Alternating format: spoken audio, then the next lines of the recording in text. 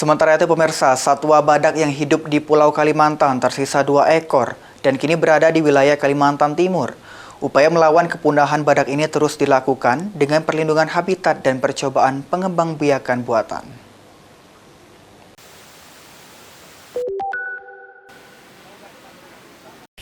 Selain di Jawa dan Sumatera, satwa badak juga terdapat di Pulau Kalimantan yang saat ini hidup di wilayah Provinsi Kalimantan Timur. Namun, pada Kalimantan yang masih satu spesies dengan badak Sumatera itu teridentifikasi hanya tersisa 2 ekor di alam. 1 ekor badak bernama Pahu saat ini berada di area konservasi Suaka Badak Kelian, Kabupaten Kutai Barat. Sementara 1 ekor badak lainnya yang bernama Pari terpantau hidup liar di kawasan hutan Kabupaten Mahakam Ulu. Kepala Balai Konservasi Sumber Daya Alam PKSDA Kaltim Ari Wibawanto kepada Antara Sabtu 15 November mengatakan, upaya penyelamatan badak Kalimantan dari kepunahan dilakukan dengan pengembangbiakan buatan. Tetapi dari 3 kali percobaan pengembangbiakan dengan inseminasi atau bayi tabung masih belum berhasil menghasilkan individu badak baru.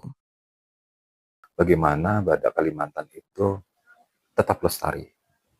Untuk melestarikan itu mau tidak mau kan kita harus mencoba proses pengembangbiakan. Nah, meskipun badak Pahu sampai saat ini tetap kita rawat, kita ambil darahnya tiap bulan, kita cek terkait dengan penyakitnya apa dan lain sebagainya. Kemudian kita rangsang dengan hormon-hormon apa sehingga semakin banyak sel telurnya yang bisa kita ambil. Dan itu kita lakukan.